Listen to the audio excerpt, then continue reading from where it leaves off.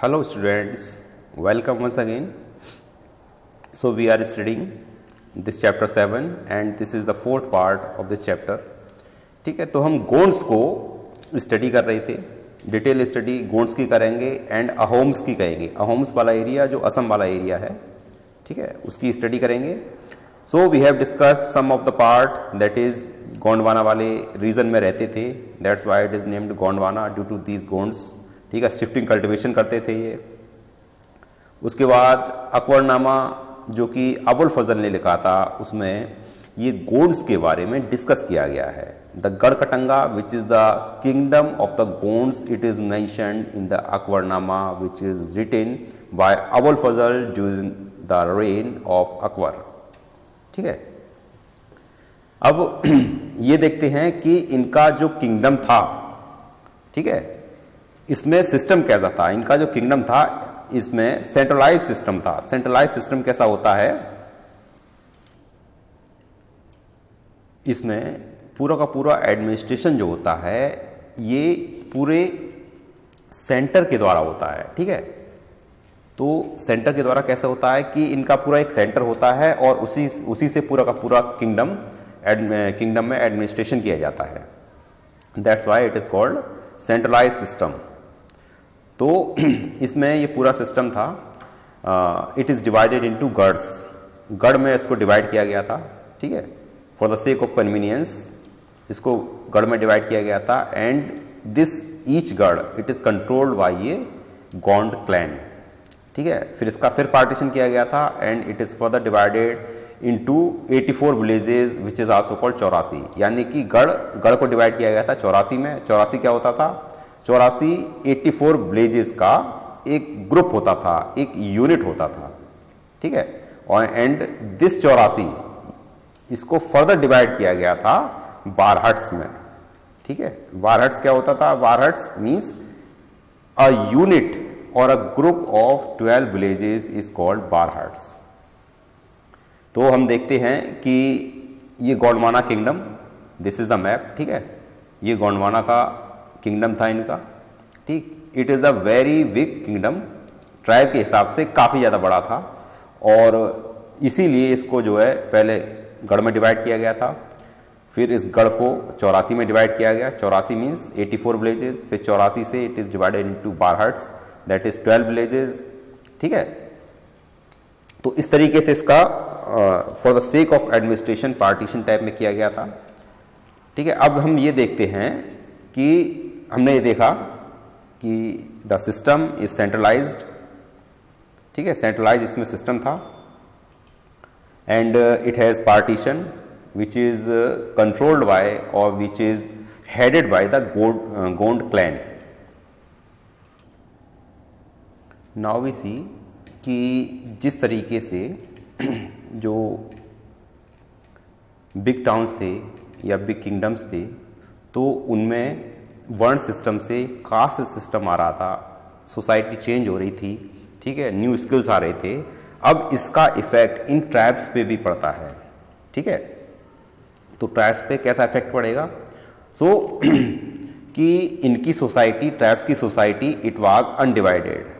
ठीक है, डिवाइड नहीं थी ये, लेकिन जब ये देखते हैं कि ये सोसाइटी जो हायर सोसाइटीज़ हैं and these tribe they are backward, एक तरीके से थोड़ी बैकवर्ड होती हैं.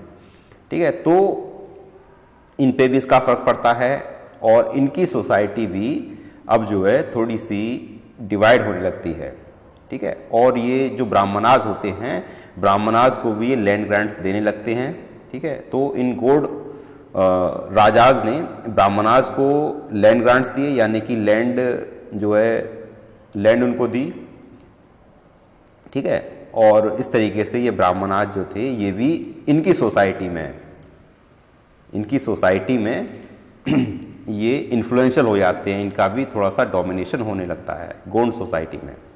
ठीक है, तो ये इनको लैंड ग्रांट्स क्यों दे रहे थे, ये जो गोंड राजाज थे ब्राह्मणाज को लैंड ग्रांट इसलिए दे रहे थे कि वे भी एक तरीके से राजा बन जाएं. क्योंकि Brahmanas they perform the rituals, different तरीके के रिचुअल्स करते थे. ठीक है, जैसे कि राज तिलक हुआ या फिर उस और दूसरी प्रैक्टिसेस हुई. तो ये करते थे, ठीक है। तो इसीलिए जो इनके एक गौंड राजा था अमन दास, ठीक है, तो इन्होंने ब्राह्मणराज को काफ़ी लैंड ग्रांट्स दी, जो कि बाद में गढ़कटंगा के राजा बन जाएंगे, ठीक है।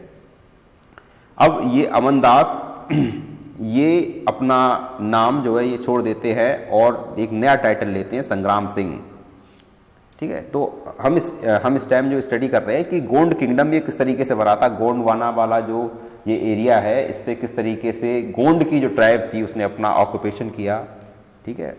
किस तरीके से अपनी ये सुप्रीम पावर पे पहुंचे। और उसके बाद हम देखेंगे कि अकबर का एक कमांडर जो होगा वो इसको डिस्ट्रॉय कर देगा, काफ़ी हद तक डिस्ट्रॉय कर देगा, लेकिन फिर भी ये अपना किंगडम जो है उसको सस्टेन कर पाएंगे थोड़ा बहुत, मतलब उतनी अच्छी कंडीशन में नहीं लेकिन थोड़ी बहुत हल्की फुल्की कंडीशन में। तो अब ये जो अमनदास हैं ये संग्राम सिंह के नाम से गढ़कटंगा के राजा बन जाते हैं, ठीक है। और इनका जो सन होता है हिज नेम इज दलपत, इसकी शादी होती है प्रिंसेस दुर्गावती से। ये दुर्गावती कौन थी? ये दुर्गावती थी चंदेल के जो राजा थे, चंदेल राजपूत राजा जो कि महोबा पे राज करते थे, ठीक है। तो ये उनकी बेटी थी, उनकी डॉटर थी दुर्गावती, ठीक है। लेकिन शादी होने के कुछ टाइम बाद ही ये दलपत की जो है डेथ हो जाती है। लेकिन ये रानी दुर्गावती ये काफ़ी टैलेंटेड थी, काफ़ी कैपेबल थी। तो ये अपने इनका जो छोटा सा बेटा था उसके बिहाफ पे ये रूल करना स्टार्ट कर देती हैं कि ये मेरा बेटा है, ये राजा होगा और मैं इसके बिहाफ पे, इसकी तरफ से मैं रूल करूंगी। और ये इस किंगडम को काफ़ी पावरफुल बना देती हैं। लेकिन 1565 में क्या होता है, अकबर के समय में अकबर का एक कमांडर होता है असफ खां, वो अटैक कर देता है गढ़कटंगा पे और अटैक करके पूरे किंगडम को डिस्ट्रॉय कर देता है, ठीक है। और ये रानी दुर्गावती हार जाती हैं और हारने के बाद भी ये सरेंडर नहीं करती, अपनी हार स्वीकार नहीं करती हैं एंड वो लड़ते हुए मर जाती हैं, ठीक है। और इसी तरीके से यही हाल होता है उनके बच्चे का जिसकी बिहाफ से वो राज कर रही थी। तो यानी कि हम ये देखते हैं कि किस तरीके से ये बहुत ही बहादुर लोग थे, ठीक है। लेकिन फिर क्या होता है कि हालांकि पूरे के पूरे गढ़कटंगा पे अकबर का ऑक्यूपेशन हो जाता है, मुगल्स का ऑक्यूपेशन हो जाता है, लेकिन फिर अकबर थोड़ा सा पार्ट जो है वो एक पर्सन थे, वीर नारायण के जो अंकल थे चंद्र शाह, उनको दे देते हैं कि ठीक है आप इस एरिया पे राज करो, ठीक है, हम आपको डिस्टर्ब नहीं करेंगे। सो हमने देखा कि किस तरीके से ये अहोम्स गौंड जो थे इन्होंने अपना किंगडम एस्टेब्लिश किया, उसको अपनी मैक्सिमम एक्सपेंशन उसका किया और उसके बाद we see the decline of this Gond kingdom that is Garhkatanga, ठीक है। Now we see another tribe, इसकी थोड़ी डिटेल स्टडी करते हैं। नेम इज अहोम्स, ठीक है, अहोम के बारे में स्टडी करेंगे। अहोम्स का जो एरिया माना जाता है ये मेनली असम वाला एरिया होता है, ठीक है। तो हम देखेंगे कहाँ से आएंगे, किस तरीके से अपना जो है ऑक्यूपेशन करेंगे इस एरिया पे। Now we discuss about the Ahoms कि ये अहोम्स कहाँ से आए थे, किस तरीके से इन्होंने अपना किंगडम एस्टेब्लिश किया। तो if we talk about from where these Ahoms came, so they came from the present day Myanmar. Myanmar यानी कि जो कि म्यांमार का, दिस इज़ म्यांमार, ठीक है। इसका पुराना नाम बर्मा था, इसको बर्मा बोलते थे, ठीक है, but it is called now Myanmar. तो ये म्यांमार वाले रीजन से आए थे।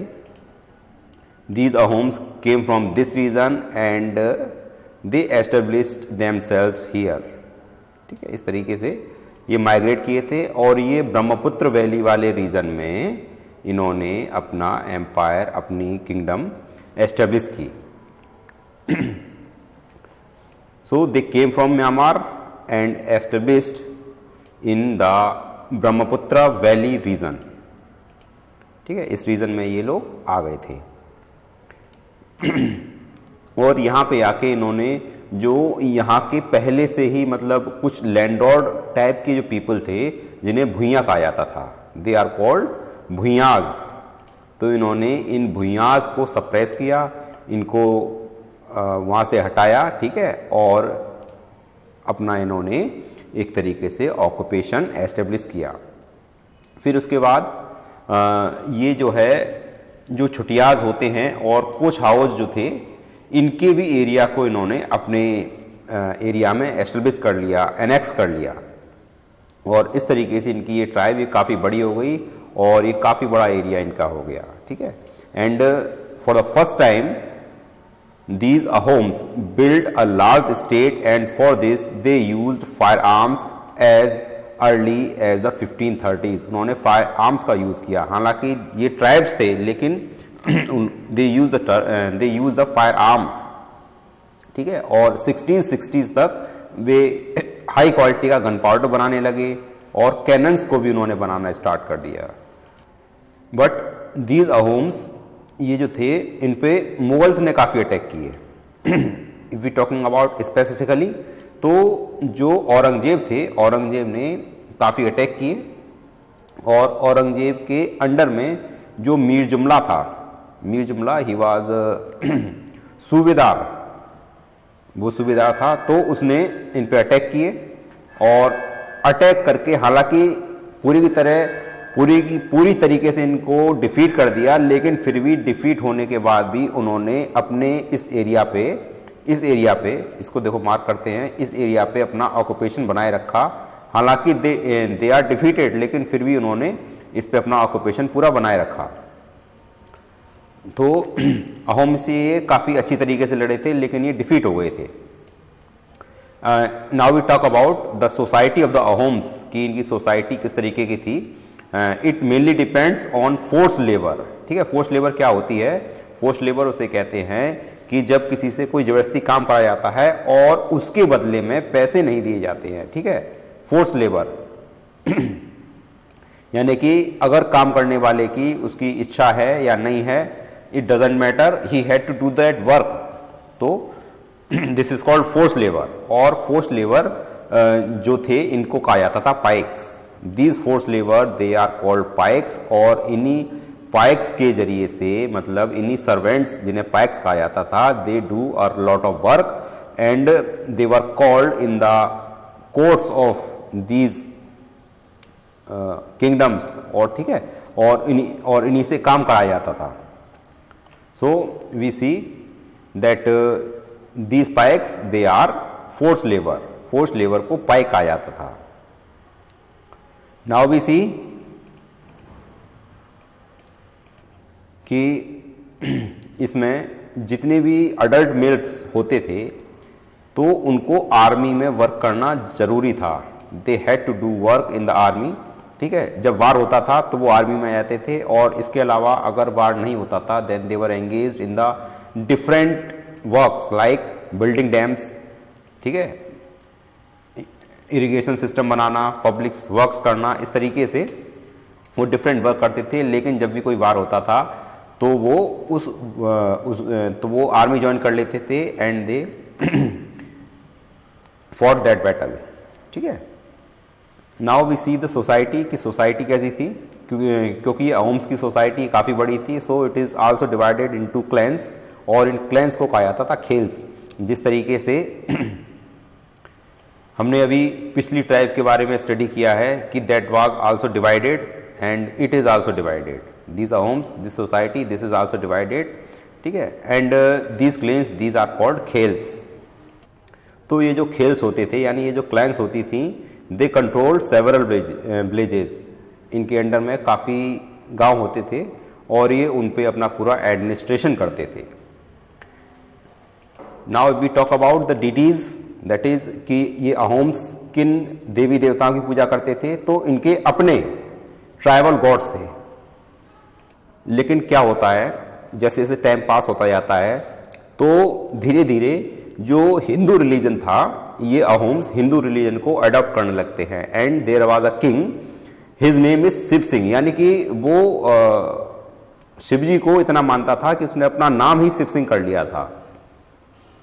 तो हिंदुइज्म का, हिंदू रिलीजन का इतना जो है डोमिनेंस हो गया कि उसने अपना नाम ही शिव सिंह कर लिया। एंड एट दिस टाइम यहाँ पे पूरा का पूरा हिंदू रिलीजन एक तरीके से एस्टेब्लिश हो जाता है। लेकिन इसके बावजूद भी उनका जो ट्रेडिशनल बिलीव्स होते हैं वे उसमें बिलीव करते थे, ठीक है। हालांकि हिंदू धर्म को उन्होंने अडॉप्ट कर लिया, लेकिन फिर भी दे रिटेन्ड देयर कस्टम्स, उनके कुछ कस्टम्स थे, उन्होंने उनको रिटेन्ड भी किया, ठीक है, उनको बनाए रखा।